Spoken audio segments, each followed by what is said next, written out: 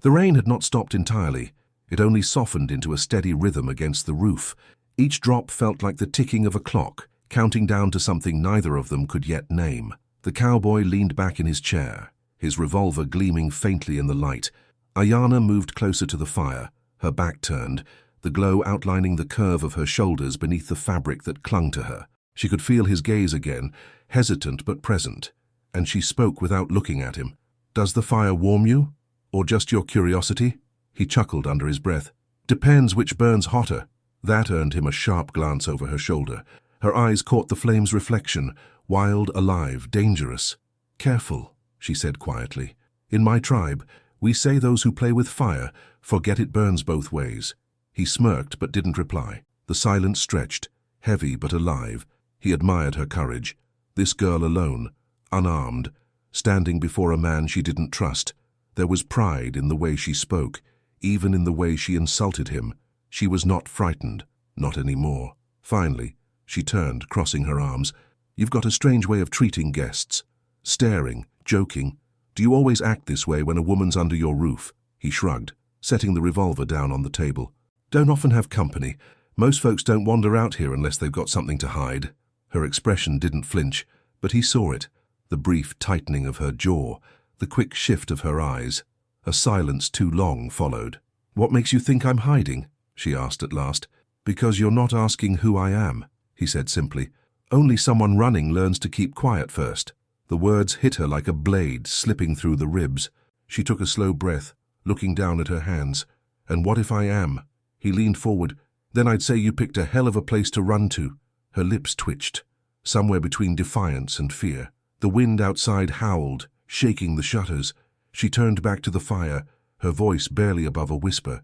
"They killed my brother." The cowboy's smirk faded. The sound of rain filled the silence again, like the sky itself had bowed its head. She went on, her tone distant, detached, like telling someone else's story. "Soldiers, from the fort. They said he stole from them. He didn't. He was just trying to trade. I saw them drag him out of our camp.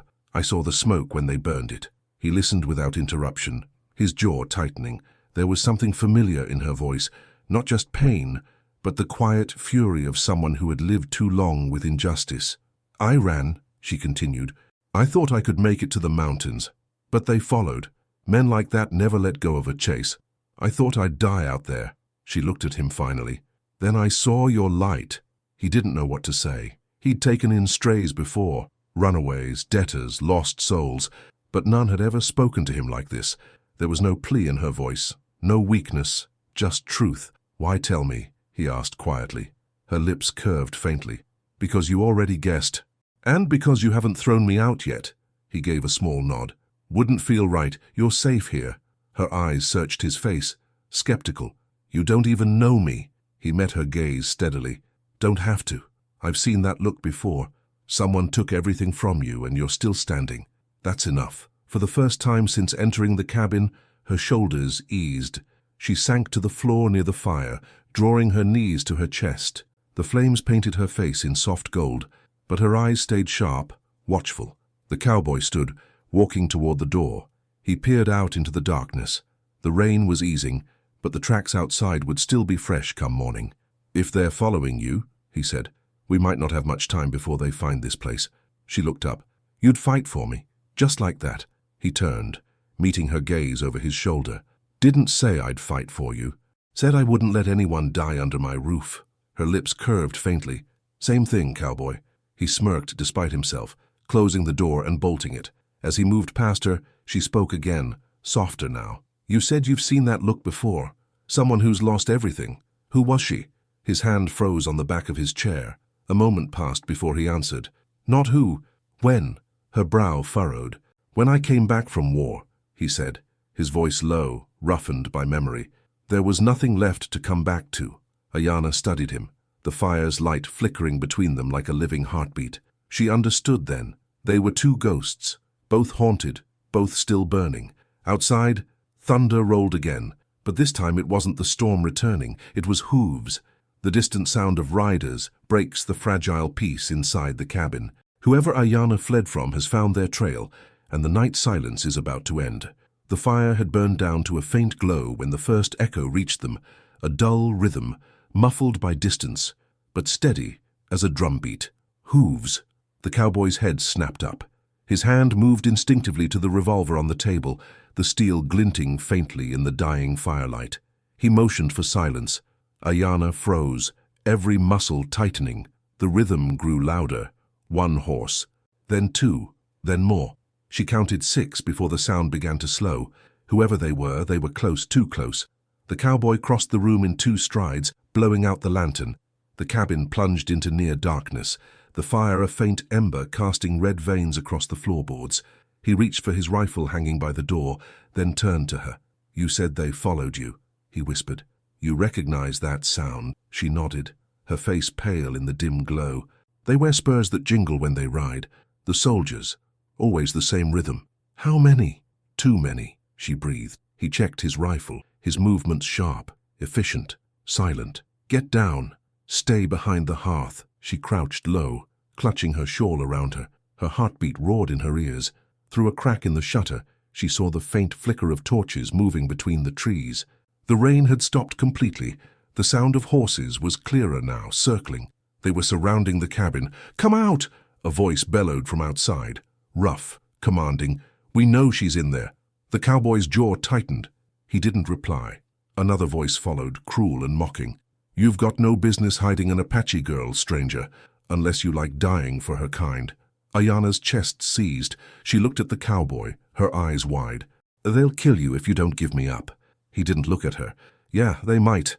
Her voice shook. "You don't even know me." He turned his head slightly, meeting her gaze through the dark. "I know enough. You didn't deserve what they did." The riders dismounted. Boots thudded against wet ground. The faint creak of leather, the click of metal, the sounds of rifles being drawn. The cowboy moved toward the door, lowering his voice to a growl. "You stay put. No matter what happens." She reached out, grabbing his arm. "Don't, please." He paused, her grip trembling against his sleeve. For a brief moment, their eyes locked. Something passed between them, unspoken but solid as the walls around them. Then he gently freed himself. When the knock came, it wasn't gentle. It was a fist slamming against wood. The cowboy swung the door open before they could break it. 3 men stood in the doorway, faces slick with rain, torches throwing twisted shadows across their grins. Their uniforms were torn, dusty, but unmistakable. U.S. Cavalry. "Evening," the cowboy drawled, voice calm as ever. The leader stepped forward, his gaze sharp. "We're looking for a runaway Apache woman. Murdered a soldier and stole government property." The cowboy leaned on the doorframe. "Don't reckon I've seen anyone fitting that description." The leader's eyes flicked past him toward the firelight. "You sure about that?" "I'm sure." The soldier smirked. "Funny. You live all the way out here, no one for miles, and suddenly you've got a fire going. Mind if we come in?" "I mind plenty," the cowboy said. The air between them thickened. The soldier's grin faded. His hand drifted toward his holster. "I'd think twice about lying to me, friend. You don't want to be on the wrong side of this." The cowboy's tone didn't change. "Son, I've been on the wrong side of everything since the war. You think one more's gonna matter?" A tense silence followed. Then, with a slow sneer, the soldier stepped back. "Search the place." Ayanna's heart stopped. She pressed herself flat against the wall, hidden behind the chimney's shadow. Boots stomped across the porch. Another man appeared at the window, trying to peer through. Before he could lift the latch, the cowboy moved. Fast. The butt of his rifle cracked against the soldier's jaw with a sharp thud. The man went down like stone. The others shouted, rifles snapping up. The cowboy fired first. 1, 2, 3 shots, each echoing like thunder. Ayanna flinched but didn't scream. The night erupted into chaos, gunfire, shouting, the whinny of panicked horses. Torches dropped, spilling flame across wet grass. The cowboy reloaded, ducking behind the doorway. A bullet ripped through the frame beside his head. "Ayanna!" he shouted. "Back window! Go!" But she didn't move. Through the chaos, she saw one of the soldiers creeping behind the cabin, his rifle aimed directly at the cowboy's back. Without thinking, she grabbed the revolver lying on the table. It felt heavy, alien in her hands. She aimed, the world narrowing to a single heartbeat, and fired. The shot hit true. The soldier collapsed. The cowboy turned, eyes wide with disbelief. Smoke curled from the revolver in her hands. "Guess I don't stay put very well," she said, her voice shaking but steady. He gave a breathless laugh, half disbelief, half admiration. "You're something else." The last of the riders fled into the dark, leaving silence and the smell of gunpowder behind. When it was over, the cowboy lowered his rifle and looked at her, the faintest smile ghosting his lips. "You ever fired a gun before?" She exhaled slowly, lowering the weapon. "No, could have fooled me." The fire crackled again, soft and alive. Outside, the rain began to fall once more, washing blood into the mud. For a long time, neither of them spoke, and though the night had nearly killed them both, something new now lived in the quiet between their breaths. Respect, and something dangerously close to trust. The soldiers are dead or gone, but their blood leaves a mark. At dawn, Ayanna and the cowboy must decide, run before more come, or stay and face whatever this fragile bond is becoming. Dawn came slow and grey, crawling over the wet horizon like a weary traveller. The rain had stopped at last, leaving the air heavy with the smell of smoke and gunpowder. Outside the cabin, the earth was scarred, muddy, torn, and dark with blood. The cowboy stood in silence, a shovel in his hands. The ground was soft, easier to dig than it should have been. He worked without words, each strike of the shovel echoing in the quiet valley. Ayanna watched from the doorway, her shawl wrapped tight around her shoulders. The men he buried had come for her. Their lives had ended because of her, and though she'd pulled the trigger herself, the weight of it hadn't yet settled until now. Finally, she stepped forward. "You shouldn't do that alone." He didn't look up. "Ain't your burden?" Her voice hardened. "Yes, it is." He paused, the shovel sinking into the ground. His eyes lifted to hers, shadowed beneath the brim of his hat. "You ever buried a man before?" She shook her head slowly. "No, but I've seen enough die not to look away." Something in her tone made him hand her the second shovel leaning against the porch. She hesitated, then took it. They worked side by side, the sound of shovels biting the wet earth the only voice between them. When the graves were done, he removed his hat and bowed his head. Ayanna followed his example, closing her eyes. No words were spoken, only silence for the men who had carried hate instead of mercy. After a while, he straightened, brushing the mud from his hands. "They'll send more," he said quietly. "When soldiers don't return, somebody always comes looking." Ayanna's gaze drifted to the open valley, the endless horizon beyond the trees. "Then I should go." He turned sharply. "Go where?" "Anywhere they can't find me." He stared at her, jaw tight. "That's suicide. You saw what's out there. If the soldiers don't kill you, the desert will." Her lips curved faintly, though it wasn't a smile. "Better to die free than live as someone's hunted thing." His hand clenched at his side. "You don't have to die either way." She met his eyes, her voice soft but firm. "And what are you offering instead?" "A new cage. You shoot for me. You dig for me. You say I'm safe, but safety isn't freedom."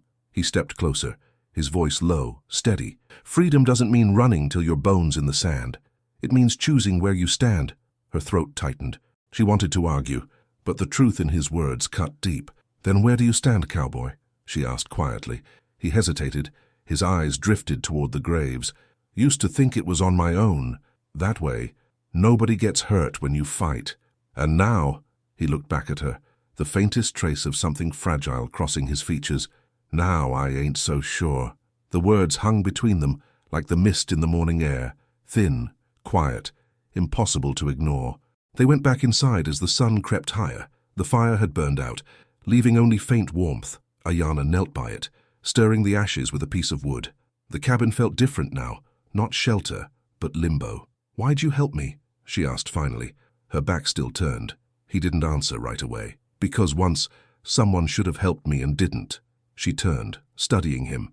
"And what did it cost you?" He met her gaze, eyes dark and unreadable. "Everything." Her breath caught. For a moment, neither spoke. The quiet between them was thick, fragile. She wanted to ask more, to know what had broken him, what ghosts haunted his nights, but something told her he wasn't ready to let the past out. Not yet. Instead, she said softly, "Then maybe we're the same. Two people with nothing left but the road behind." He gave a short, hollow laugh. "Maybe.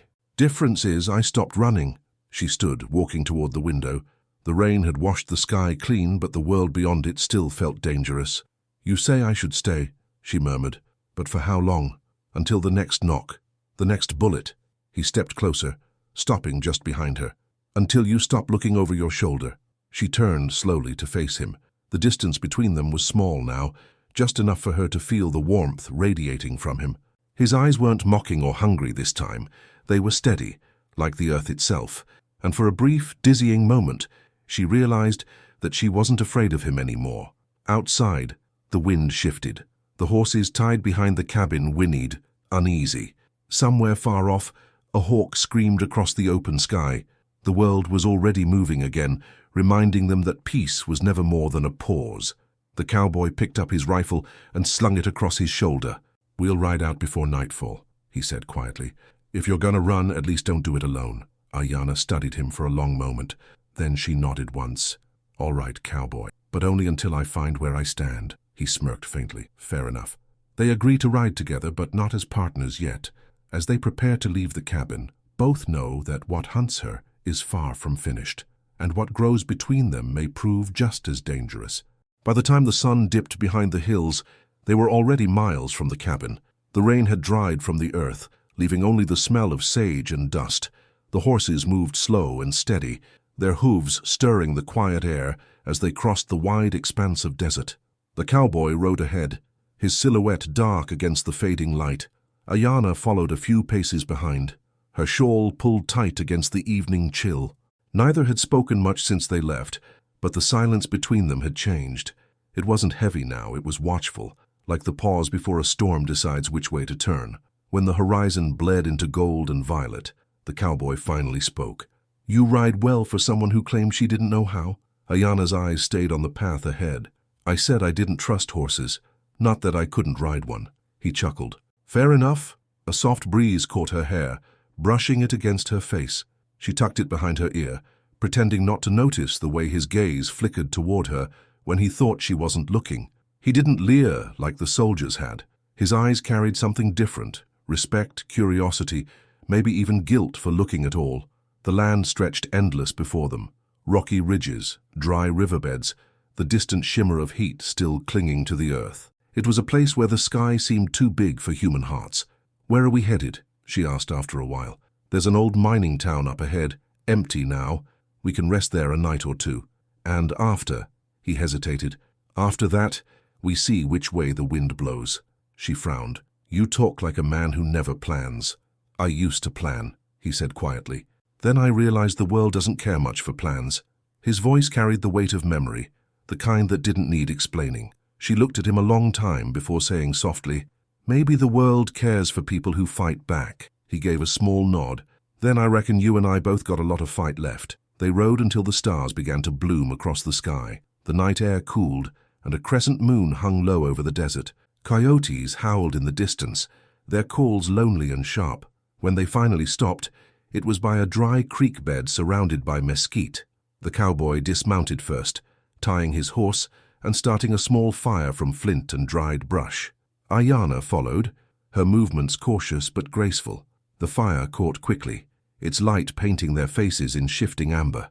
She sat across from him, legs folded beneath her, eyes fixed on the flames. He handed her a canteen. "Drink." She hesitated, then took it. The water was warm, but it soothed the dry ache in her throat. "Thank you." For a while, they listened only to the crackle of the fire and the whisper of wind. Then, quietly, she asked, "Were you really a soldier?" He didn't look up from the fire. "Was long time ago." "Which side?" "The one that lost." She tilted her head. "And you still fight?"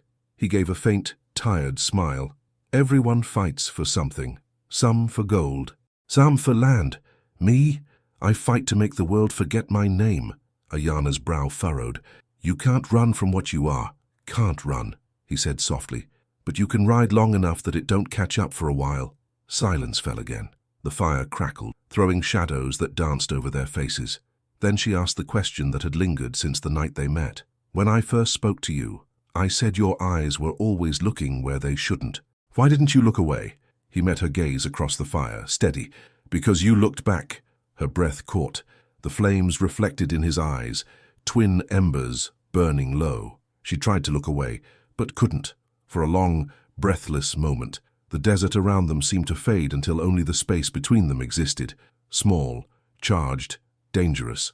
Finally, she broke the spell. "You talk too easy for a man with ghosts." He leaned back slightly. "And you guard too hard for a woman who wants to be free." The words hit closer than she expected. She turned her gaze back to the fire, pretending they hadn't touched something raw inside her. "Freedom doesn't mean trusting everyone who offers kindness." "Didn't say it did," he said. "Just means knowing when someone ain't trying to hurt you." The wind picked up, carrying the scent of rain, even though the sky was clear. The horses shifted restlessly. The cowboy's hand went to his revolver on instinct. "Someone's out there," he murmured. Ayanna rose slowly, her eyes scanning the dark. In the distance, a faint glint of metal caught the moonlight, movement, then stillness. She felt the hairs on her neck rise. "They found us," she whispered. He nodded once, calm but grim. "Get behind the fire." "Stay low." Her heart pounded as she crouched behind the flames, fingers tightening around the handle of the knife he'd given her earlier. The night around them held its breath. The silence was thick, heavy, until a single gunshot shattered it. The sound echoed across the valley, followed by the thundering of hooves.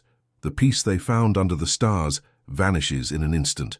The soldiers, or worse, have tracked them through the desert, and the fight for survival begins again. The first shot split the silence wide open. The bullet struck the ground near the fire, throwing sparks and dirt into the air. The horses screamed, jerking at their reins. The cowboy was already moving, rolling to one knee, rifle in hand, eyes scanning the ridgeline above them. Ayanna ducked behind a boulder, her breath sharp and fast. The echo of the shot still rang in her ears. The fire cast wild shadows that made every rock look like a threat. "2 riders!" the cowboy shouted. "Maybe 3!" Another shot cracked through the night, grazing his hat clean off. He dropped low, returning fire in a flash of orange and thunder. The smell of gunpowder filled the air. Ayanna crawled closer to the horses, trying to calm them. One of them reared, nearly breaking free. "They'll run," she called out. "Let them," he barked. Better scared than dead. She froze as she saw movement through the smoke. A figure creeping down the slope, slow and deliberate. Her fingers tightened around the knife he'd given her. The cowboy fired again, hitting one of the riders square in the shoulder. The man toppled backward, sliding down the dirt, his torch rolling from his hand. But before the relief could settle, another shape appeared, this one closer, faster. "Behind you!" Ayanna shouted. The cowboy spun just in time to parry the strike of a knife with the butt of his rifle. The 2 men crashed together in the dirt, grunting, rolling dangerously close to the fire. The stranger was bigger, heavier, his face half hidden by a bandana, his eyes burning with the wild light of desperation. Ayanna didn't think. She moved. The world around her faded to a single focus. The flash of steel, the sound of struggle. The man pressing the blade toward the cowboy's throat. She leapt forward, grabbing a burning branch from the fire. The heat bit into her palm, but she didn't let go. With a cry, she swung it hard, the flames striking the attacker's face. The man screamed, stumbling back, hands clawing at his eyes. The cowboy surged up, grabbed his revolver, and fired once. The man dropped. For a moment, all sound vanished except the ringing in their ears and the crackle of the dying fire. Then came a low groan from the ridge. The last rider was still there. His rifle gleamed in the moonlight as he took aim. Ayanna and the cowboy dove together, hitting the dirt as another shot tore through the night. The bullet ripped through her shawl, so close she felt its heat against her skin. The cowboy crawled to his rifle, his jaw tight. "Stay down," but she was already moving again, crawling the opposite direction, circling behind a patch of sagebrush. She knew what he was doing, drawing fire, and she wouldn't let him face it alone. The shooter's next round cracked through the air, missing him by inches. The cowboy rolled, fired back twice. The man ducked behind a boulder.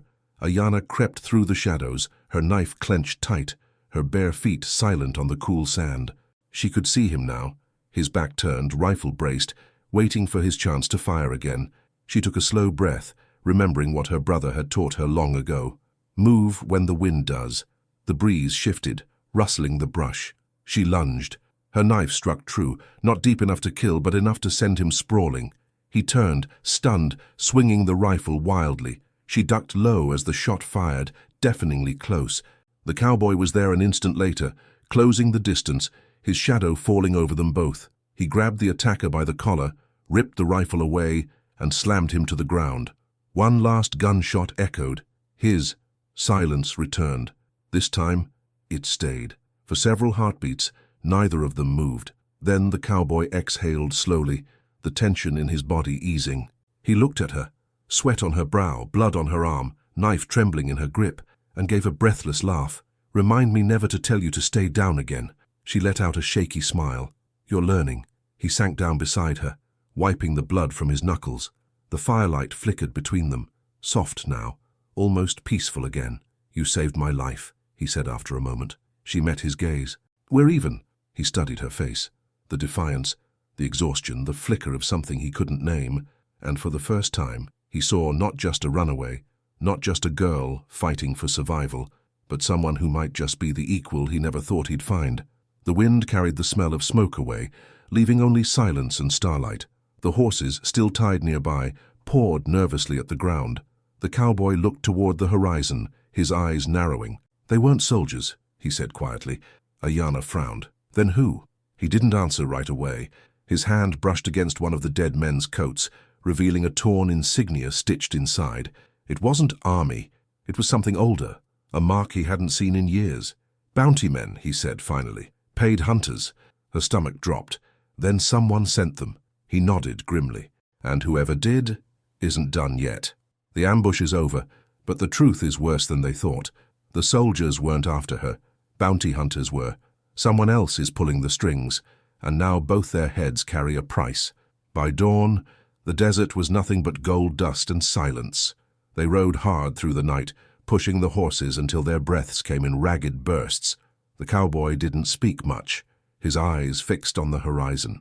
Ayanna followed close, her arm wrapped tight with a strip of cloth torn from her dress.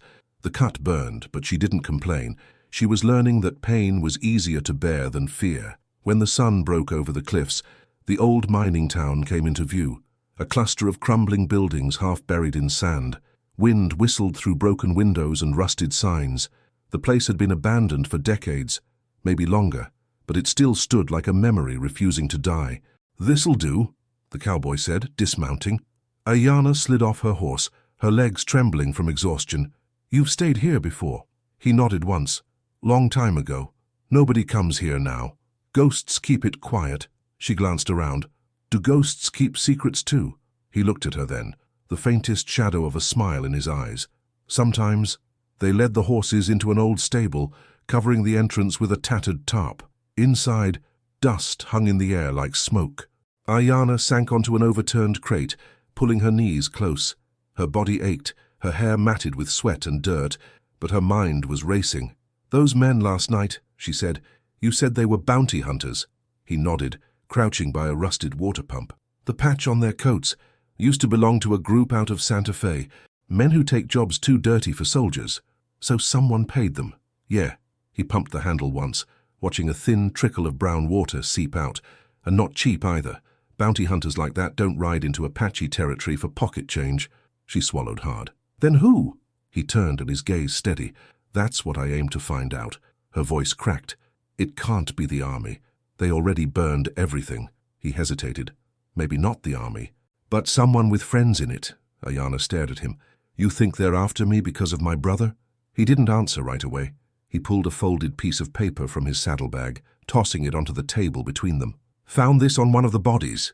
She reached for it, her hands shaking slightly.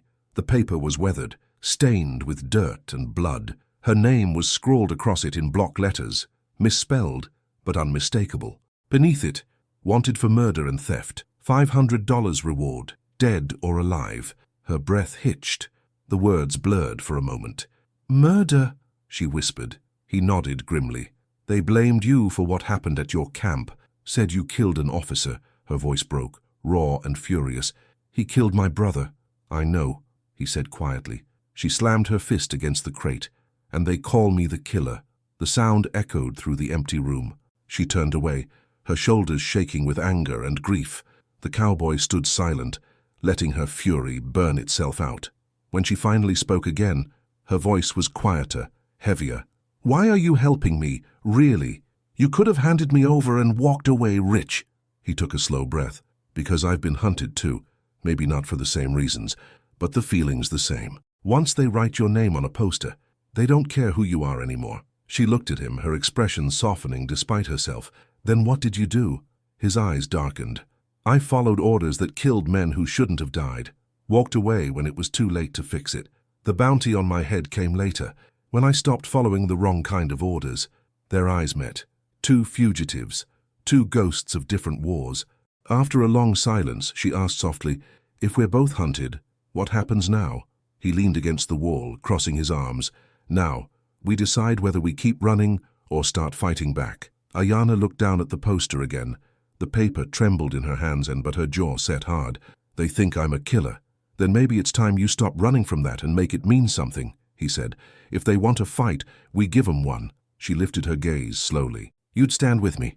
He smiled faintly, the corner of his mouth twitching. "You saved my life twice now. I'd say I owe you more than that." The wind outside picked up, rattling the wooden beams, stirring the dust. Ayana stood, walking toward the open door. The sun had climbed higher now, painting the ghost town in harsh light. She stared into the distance, where the desert stretched endless and unforgiving. "If they're coming," she said quietly, "then they'll find a woman ready to meet them."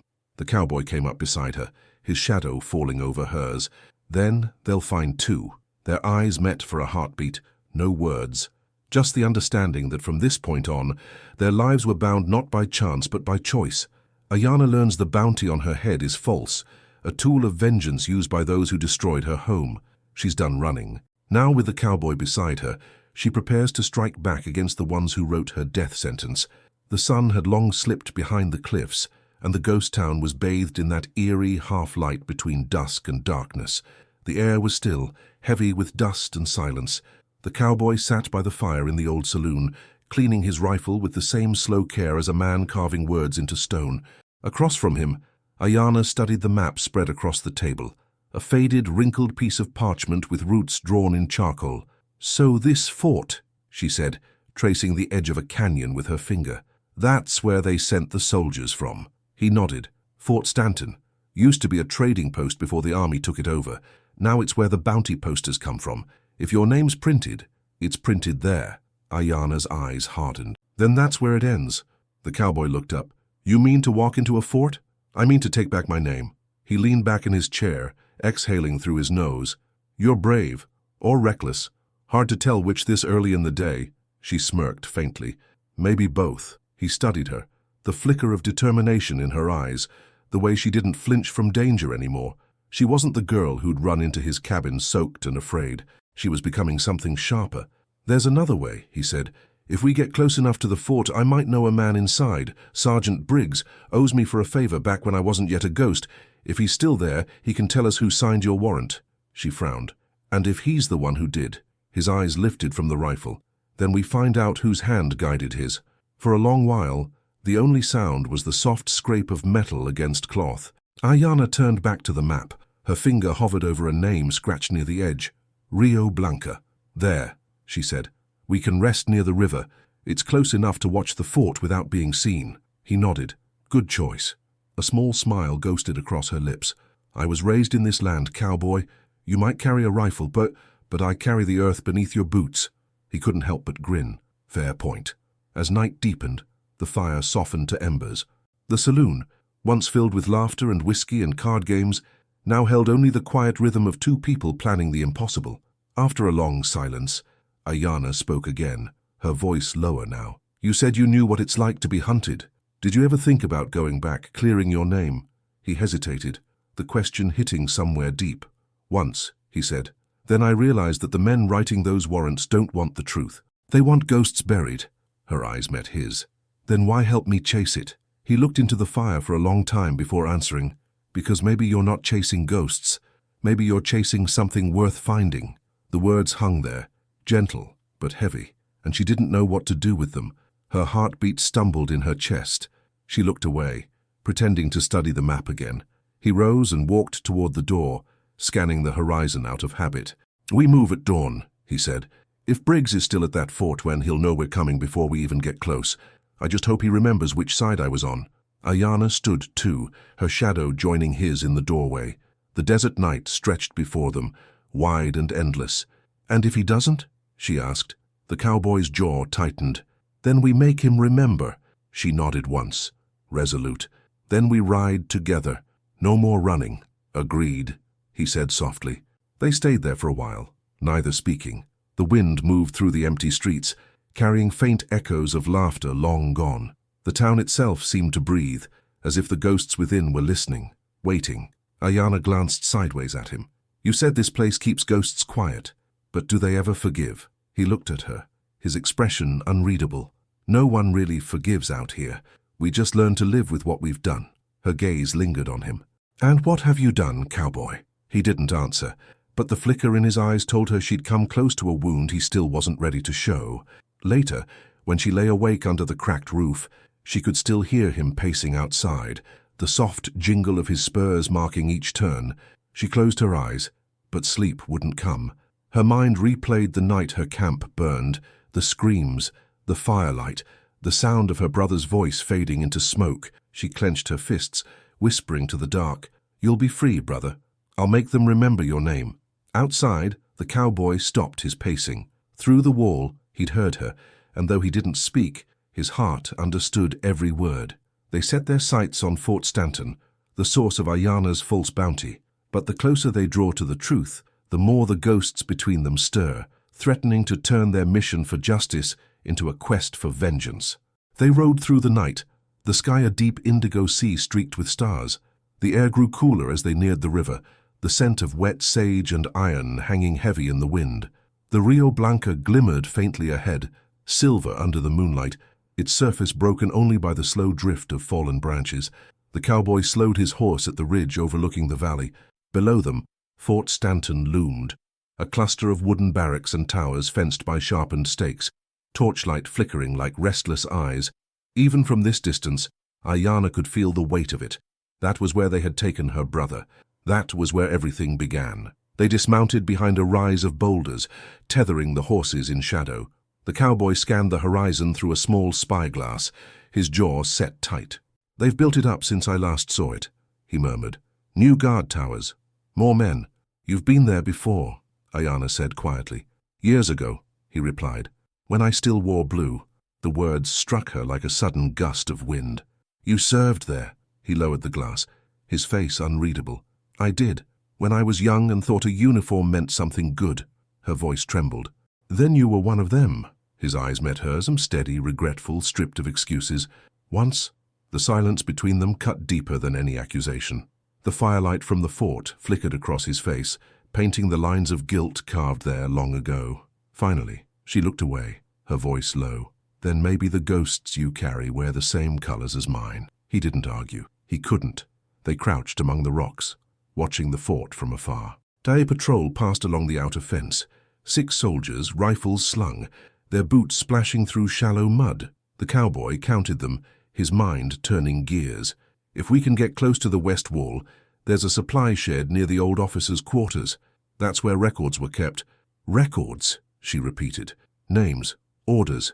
Whoever put your bounty up will be written there." Ayana's eyes narrowed. "Then that's where we go." He shook his head. "We go at dawn, when the guards change shift. Until then, we wait." They settled into silence again, the wind whispering through the mesquite. Ayana watched the flicker of torches below, imagining her brother in chains, the crack of gunfire, the flames devouring their home. Her throat ached, her chest heavy with the ghosts of that night. After a while, she spoke without looking at him. "When you said you followed orders that killed men, were any of them mine?" The question landed like a blow. The cowboy's breath caught. He turned his gaze toward the ground. "I don't know," he said finally. "Maybe. I didn't ask whose faces were on the other side of the smoke." Her eyes glistened, but her voice stayed firm. "Then don't ask now. Just help me make it right." He nodded quietly. "I will." Hours passed. The moon drifted west, and the first hints of dawn colored the horizon in pale gold. The world around them grew sharper, quieter. They rose and moved down the ridge, sticking to the shadows of the rocks and brush. The sound of water masked their steps. At the edge of the fort's perimeter, they crouched behind a pile of old crates. The cowboy studied the guards, 3 by the gate, 1 in the tower, 2 walking the wall. Ayana's eyes caught on something beyond them, a figure stepping out of the officers' quarters, his uniform cleaner, his posture straighter than the rest. She froze. That man, the one with the papers. The cowboy followed her gaze. When he saw the man's face, his heart stopped cold. It was Sergeant Briggs. For a moment, everything went silent. The same man who once shared whiskey and war stories with him now stood inside the fort, wearing a commander's stripes and carrying the authority to end lives with a pen stroke. The cowboy's voice was barely a whisper. "He's the one who owes me." "And he's the one who signed my death," Ayanna said, her voice shaking with fury. Briggs stepped out into the yard, barking orders to the patrol. The sight of him, older, heavier, but still carrying that same smug command, turned the cowboy's stomach. He remembered the last time he'd seen that face, the day he'd walked away from the army, refusing an order that should never have been given. Now he understood. Briggs had taken his defiance personally. Ayanna saw his hands tremble. "You knew him," she said softly. He nodded. "He was my superior, and now he's my executioner." He looked at her then, a long, silent look that carried too many things. Guilt, anger, maybe even a desperate hope that killing Briggs might mean saving a piece of what both of them had lost. She stepped closer, her whisper cutting through the dawn. "Then this isn't just my fight anymore, is it?" He shook his head slowly. "No, it never was." The first horn from the fort blew, signaling shift change. The cowboy rose, loading his rifle. "We go now." Ayanna caught his arm. "Wait, you can't just shoot your way through." He met her eyes, calm but burning. "I don't plan to." Her breath caught. "Then what do you plan?" He gave a grim smile. "To make him remember who I am before I end what he became." The sun broke over the ridge just then, bathing the fort in light. It was time. Ayanna and the cowboy reach Fort Stanton and discover the man behind her bounty is Sergeant Briggs, his former commander. The lines between redemption and revenge blur, and their mission becomes personal for them both. The sky over Fort Stanton burned faint orange when they moved. The horns had sounded the changing of shifts, and the guards at the west gate were half awake, their rifles slung loose, their eyes still heavy with sleep. The cowboy and Ayanna slipped from the shadows like ghosts, their boots silent on the damp earth. Every step was measured, deliberate. The air was cool, the kind that made sound travel far. Even the birds had not yet dared to sing. They reached the outer fence. The wood was old, sun-split, and the gaps between the stakes wide enough for a body to slip through. The cowboy crouched first, checking the ground. "Watch your dress," he whispered. Her reply was quiet but firm. "I stopped worrying about that the night they burned my home." He gave a faint, grim smile and motioned her forward. Together they crossed the perimeter, moving low through the grass. From their hiding place near the stables, Ayanna could see the soldiers shuffling toward breakfast. Two men smoked near the well, their rifles leaning lazily against the wall. "Too many eyes," she murmured. "Not if we move before the sun clears the ridge," he replied. They slipped behind the supply shed, the scent of gun oil and dried corn thick in the air. The cowboy pushed the door open just enough to peer inside. Barrels, crates, and, on the far wall, a row of locked cabinets marked personnel files. "That's it," he whispered. Ayanna slipped inside first, her bare feet making no sound. He followed, shutting the door behind them. The shed was dark, lit only by slivers of morning light sneaking through the boards. The cowboy drew his knife and wedged it into the lock. A twist, a click, the door creaked open. Inside were stacks of ledgers, folders, and rolled papers tied with twine. Dust rose as he pulled one free. Ayanna leaned close, reading the top of the first page. Bounty records. Her fingers traced the rows of names, the ink faded but legible. Dozens of faces condemned to die. She flipped through quickly, her breath catching when she saw it, her name scribbled in black. "Here," she whispered. "That's me." Beside it, in small letters, authorized by Sartar, Briggs, approved by Cole, Joseph Turner. Her eyes narrowed. "There's another name." The cowboy froze. "Turner, yes. You know him." He nodded slowly, the memory cutting through him like a blade. "Colonel Turner commanded my regiment.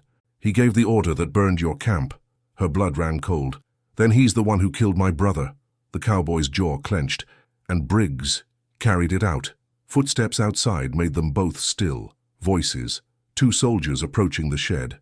The cowboy closed the file quietly, slipping it into his coat. Time to go. They pressed against the back wall, barely breathing as the door creaked open. Two soldiers stepped inside, talking in low voices.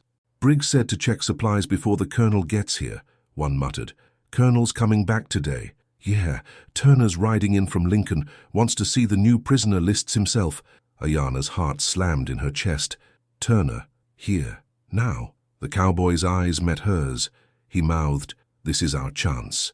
The soldiers lingered a moment longer, then left, leaving the door half open. The cowboy waited until their voices faded before whispering, "Change of plans." "We don't ride out, we finish this now." She caught his arm. "You mean to kill them both?" His gaze was ice. "I mean to make them answer." They slipped from the shed, keeping low between the buildings. The fort was stirring now, men moving in groups, smoke rising from the cook fires, but no one looked twice at them. Ayanna had wrapped a discarded cloak around herself, and the cowboy's stance, calm and sure, made him look like he belonged. They reached the officers' quarters just as a wagon rolled through the gate. Dust trailed behind it, sunlight catching the gold braid of the man on horseback at its side, Colonel Turner. Even at a distance, Ayanna recognized cruelty when she saw it. His posture was rigid, his jaw proud, his uniform immaculate. He carried the look of a man who thought the world owed him obedience. Beside her, the cowboy went still, his breath sharp. "That's him," he said softly. "The man who sent me to war and sent your brother to the fire." The colonel dismounted, handing his reins to a young soldier. "Where's Briggs?" he barked. "Inside, sir, waiting for your report." Turner strode past them, boots striking the wood walkway like thunder. The cowboy's hand went to his revolver, but Ayanna caught his wrist. "Not here," she whispered fiercely. "Not in front of them all." His jaw tightened, but he nodded. "Then we wait."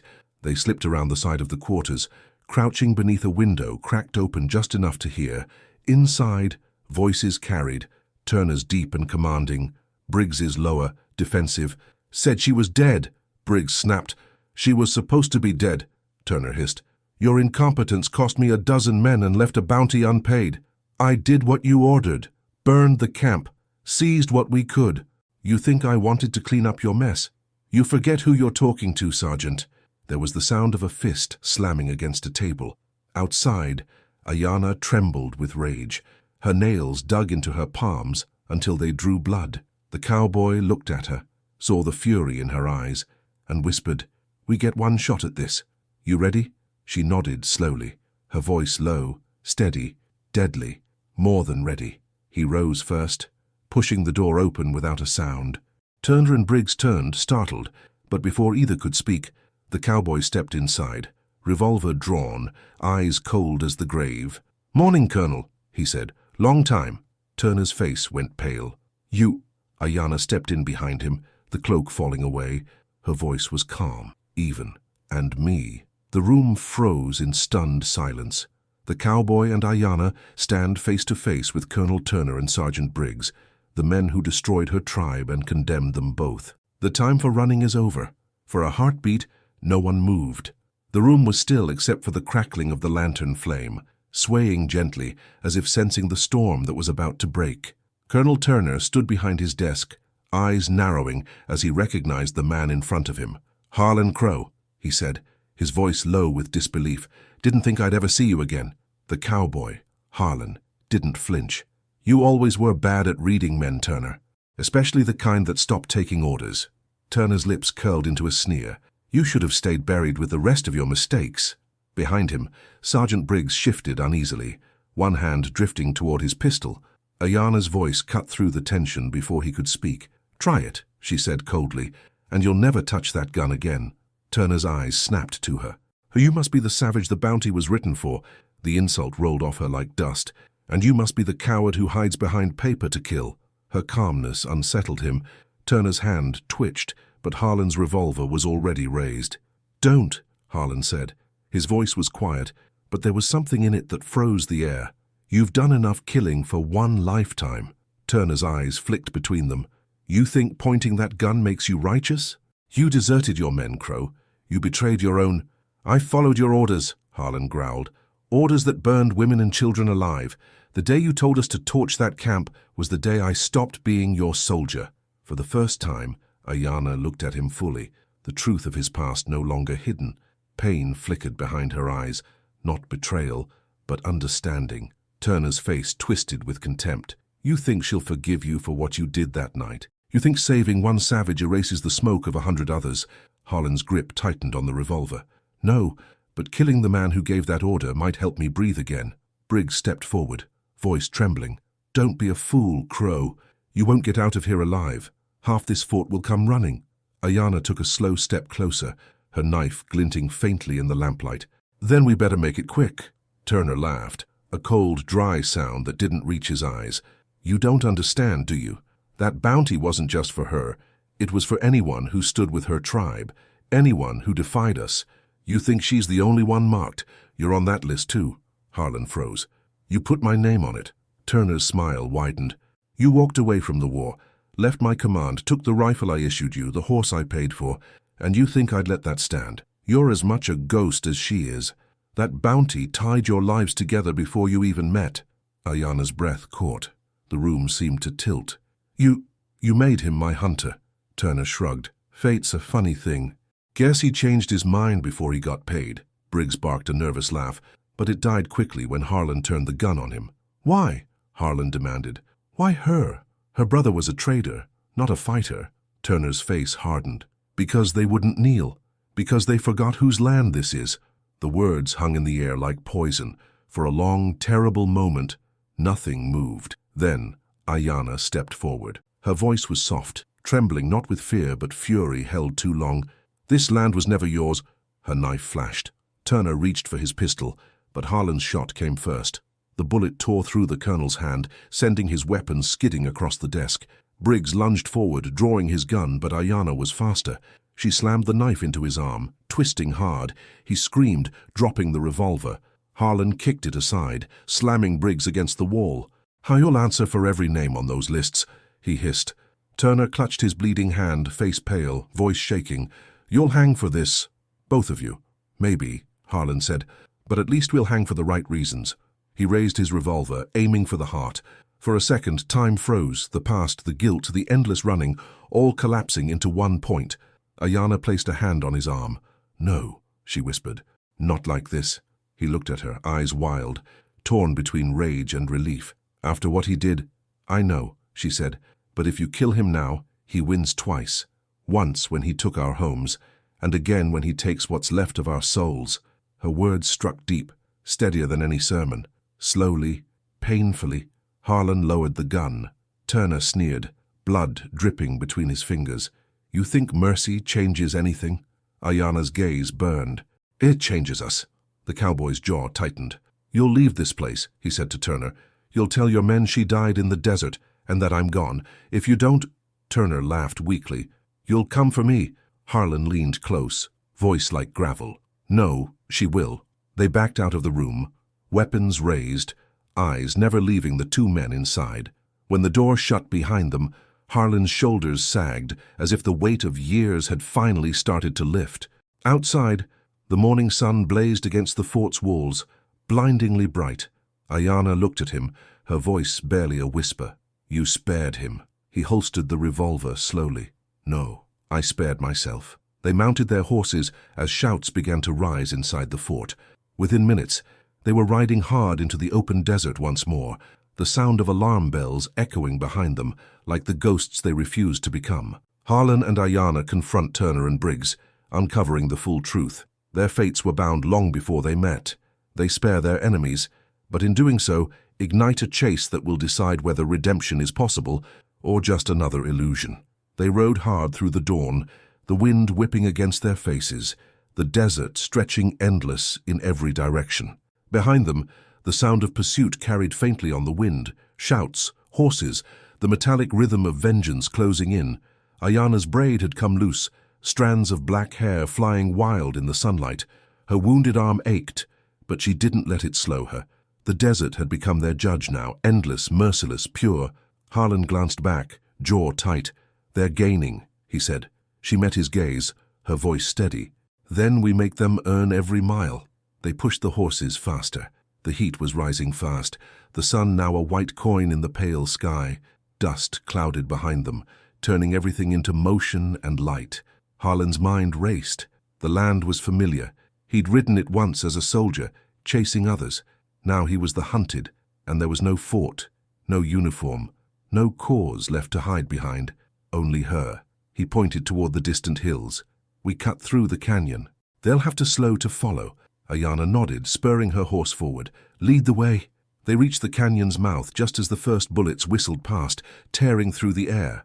One hit the rock near Harlan's shoulder, spraying shards of stone. Another grazed Ayana's saddle strap, snapping it clean. Her horse stumbled, nearly throwing her.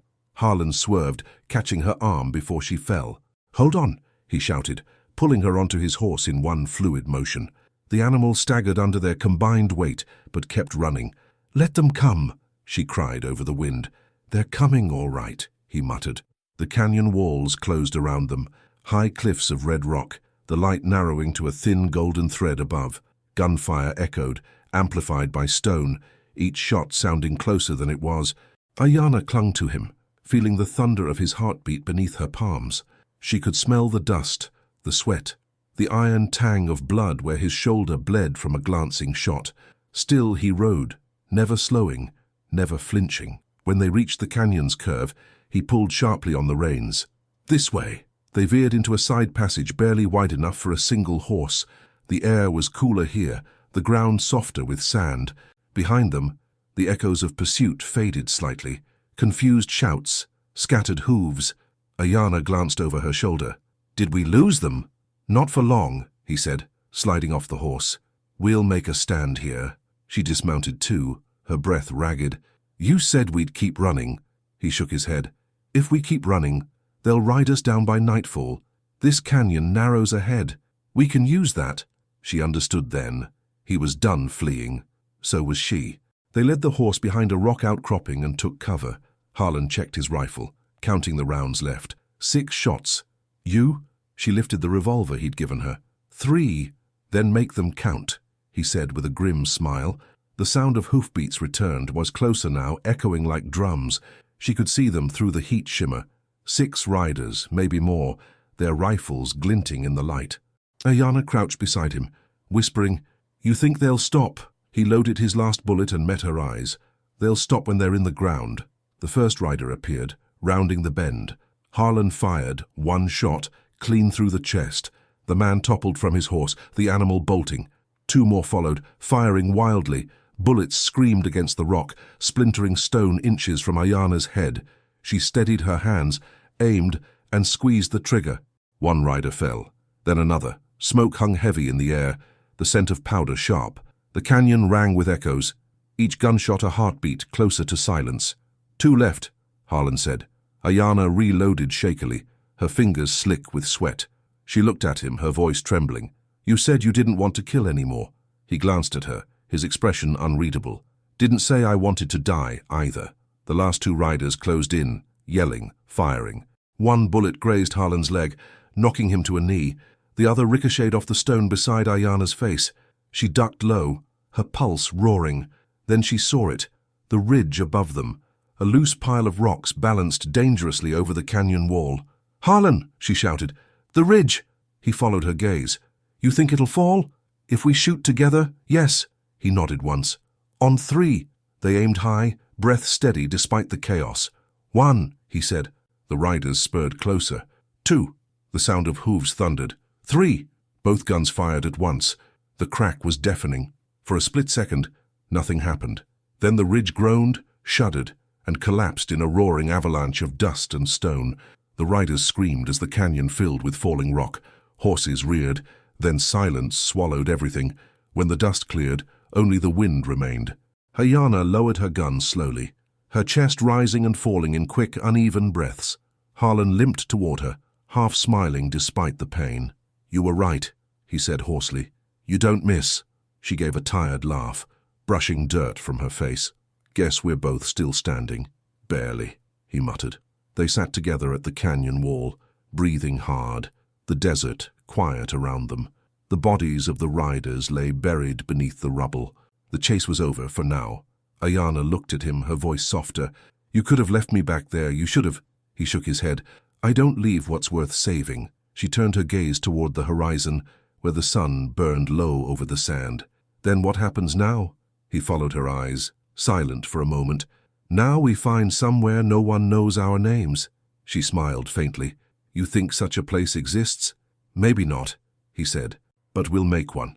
The wind shifted, carrying the last echoes of the chase into the open desert, the ghosts behind them fading with every mile ahead. They've survived the pursuit, but Harlan is wounded, and Ayanna knows the peace won't last. The desert has spared them, and for now, but every freedom comes with a price. They rode until the sun bled into the horizon, painting the desert in bruised reds and dying gold. Every breath Harlan took came shallower, rougher. The wound in his leg had worsened. The blood soaking his jeans had dried dark and stiff, but every step the horse took made him wince. Ayanna saw it long before he admitted it. "You're bleeding again," she said. He tried to smile, but it came out hollow. Just the desert taking her share. "Stop talking like that," she said sharply. They reached a patch of mesquite near a half-collapsed windmill, the only shelter for miles. She dismounted, moving quickly to help him down, but he waved her off. "I can manage." He couldn't. The moment his boot hit the ground, his leg gave way. She caught him before he fell, her small frame somehow strong enough to hold him. "Sit," she ordered. He did, breathing hard, sweat beading on his temple. The windmill creaked in the wind, a hollow sound against the vast emptiness. Ayanna tore a strip from her shawl and pressed it to the wound. He hissed in pain. "Still think you're invincible," she muttered. "I never did," he said softly. "Just learn to act like it." She met his eyes, grey, tired, and still trying to be brave. For the first time since she met him, he looked mortal. The silence stretched between them, filled only by the whisper of wind through the brush. Then, softly, she said, "Back at the fort, when you didn't shoot him. Why?" He looked out toward the horizon. "Because you were right. Killing him would have made me the man I ran from. And now," he smiled faintly, "now I'm just a man trying to die in peace." Her jaw tightened. "You're not dying. Everyone dies, Ayanna. Not like this." She tore open the bandage again, checking the wound. It was bad, deep, infected. The kind that didn't forgive long rides or open air. Her hands trembled as she worked. He watched her, voice low. "You remind me of someone I knew once. She was stubborn too." Ayanna didn't look up. What happened to her? "She married a man who went off to war and didn't come back." For a moment, neither spoke. The desert stretched wide and silent around them, endless and uncaring. Finally, she whispered, "You could have killed me the day we met. You had every reason to. Why didn't you?" He took a slow breath, wincing. "Because I saw your brother's face in yours." Her hands froze. "You knew him, not by name, but I remember his eyes. When the order came to burn that camp, he stood between us and the women behind him, didn't flinch, didn't beg, just looked at me, like he was daring me to remember that I was human." A tear slipped down her cheek before she could stop it. "And you did." He nodded weakly. "Too late to save him, but not too late to save you." Her chest ached with something that wasn't just sorrow. She finished tying the bandage, her fingers shaking. "You saved me because you couldn't save him." "Maybe," he admitted, "but somewhere along the way, that stopped being the reason." The words lingered in the dry air, a confession without need of reply. As the sun fell completely, the wind picked up, colder now. Harlan leaned back against the broken windmill, his breath shallow. "When they write about us, if anyone ever does, what do you think they'll say?" She swallowed. "That we were the ghosts who refused to die." He smiled faintly, eyes closing. "That's good." Her heart clenched. "Don't you dare close your eyes. I'm just resting." "No, you're not." She pressed a hand to his chest, feeling his heartbeat falter. Panic clawed up her throat. "You said you'd find peace. You said—" His voice was barely a whisper now. "Maybe peace is finally finding me." Tears streaked her face as she shook her head. "No, not like this. Not after everything." He opened his eyes one last time. "Ayanna." "What?" "Promise me something." She nodded quickly. "Anything. Don't spend the rest of your life chasing ghosts." Her lips trembled. "And what if the ghosts are all I have left?"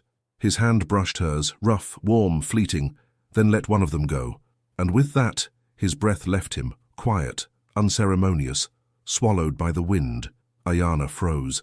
The desert seemed to hold still with her. Then, slowly, she lowered her head to his chest. Nothing, just silence. The last light of day slipped behind the ridge, painting his face in fading gold. For a long time, she didn't move. She just sat beside him, the windmill creaking, the sky deepening into indigo. Then she stood. The revolver hung heavy at her side, the same one that had spared a monster hours earlier. She looked toward the horizon, toward Fort Stanton, where Turner still breathed. Her voice was steady. You wanted peace, Harlan. I'll make sure it means something. She holstered the revolver, mounted her horse, and turned back toward the path they'd fled. The desert swallowed her silhouette as night fell, and for a moment, the wind carried what almost sounded like his voice, a whisper between sand and stars. Don't chase ghosts. But she was already gone. Harlan dies in Ayana's arms, urging her to let go of vengeance. But grief sharpens her heart, and by dawn, she rides back toward the fort, armed with his memory and her rage. When dawn came, it found Ayana already on the move. The desert was still cool, washed pale beneath the waking sun. Her horse's hooves beat a steady rhythm over the hard earth, every stride carrying her closer to the fort and further from the man she'd left behind beneath the windmill. The world around her was silent. No birds, no wind, only the sound of her breathing and the low creak of leather as she rode. Harlan's revolver rested in her hand, heavy, familiar, alive with the echo of his touch. She didn't cry. Not yet. There was no room for it. Not until the last ghost was laid to rest. By midday, Fort Stanton appeared on the horizon, sharp against the light, the air around it shivering in heat. Smoke drifted from the chimneys. The same flag flapped above the gate, the same gate that had watched her people burn. She dismounted 100 yards out and walked the rest of the way. Dust rose around her boots, swirling like the spirits of those who had walked this land before. 2 guards spotted her first. "Hey, you there," one shouted. They raised their rifles, but she didn't stop, didn't flinch. Her voice carried like steel on wind. "Tell your Colonel Turner that Ayana of the Chokonan Apache has come for him." The guards froze. The other stammered, "He's gone. Left for Santa Fe last night." Her steps slowed. "You're lying." "No, ma'am. He left before dawn." Her eyes darkened. For a moment it looked like the desert itself held its breath. "Then give him this," she said quietly, and raised the revolver. The guards dove for cover, but she didn't fire. Instead, she aimed upward and pulled the trigger once. The single shot cracked across the open sky, echoing through the hills. A call, a warning, a promise. Every man in that fort stopped what he was doing. She turned, mounted her horse again, and rode toward the ridge overlooking the valley. From there she could see the whole fort below, the smoke curling upward, the same ground where her brother had fallen. She dismounted slowly, walking to the edge. The wind tugged at her hair, whispering through the canyons like the memory of laughter long gone. In her mind, she saw him again, her brother standing tall before the flames, Harlan's haunted eyes watching from the smoke, the 2 worlds colliding in one cruel circle. Her voice trembled as she spoke, though there was no one left to hear. "You both wanted peace. I don't know what that means anymore. But maybe it starts here." She knelt, pulled Harlan's revolver from her belt, and dug a shallow trench in the sand. The metal caught the light one last time before she laid it down gently. "You carried my people's blood," she whispered. "Now I carry yours." She covered it with earth, pressing her palm flat over the mound until the wind took the last grains from her skin. For the first time in days, she let herself breathe. The tightness in her chest loosened, the weight in her heart shifting from rage to something quieter, grief maybe, or acceptance. She looked back toward the fort one last time. The soldiers had gathered near the gate, watching but not daring to follow. Maybe they saw something in her eyes that told them she wasn't theirs to command. Not anymore. Then she turned her horse north, toward the open horizon. The land stretched wide ahead, wild, unclaimed, endless. Somewhere beyond those ridges lay rivers untouched by war, valleys where the wind still spoke the language of the earth. Harlan's words echoed softly in her mind. "Don't chase ghosts." She smiled faintly through the tears that finally came. "I'm not," she whispered. "I'm carrying them home." She rode for hours without stopping, letting the land decide her path. As the sun sank low, the sky turned the color of blood and fire. The desert around her seemed to glow, alive with memory. She passed through a grove of cottonwoods, the leaves whispering above her. For a moment, she thought she heard a voice, deep, calm, half laughing. "You're still terrible at listening, Ayana." She smiled through the ache. "Maybe," she murmured, "but I'm getting better at remembering." The wind rose then, swirling dust and light around her, carrying her onward. By the time night fell, the stars had returned, cold, clear, and endless. She built a small fire beside a stream and sat alone beneath the wide sky, her reflection flickering in the water.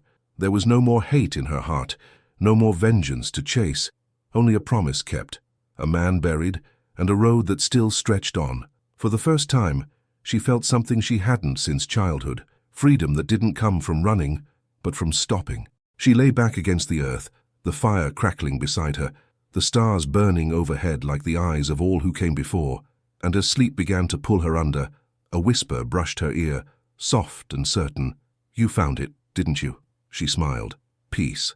The wind answered with silence, and that was enough. If this story touched your heart, remember, peace doesn't always mean forgetting. Sometimes, it means learning to carry what remains and ride forward anyway. Subscribe for more stories of strength, redemption, and love that endures beyond loss. And tell us in the comments, what part of this story stayed with you most? Until next time, may your road be long, your spirit unbroken, and your ghosts finally at rest.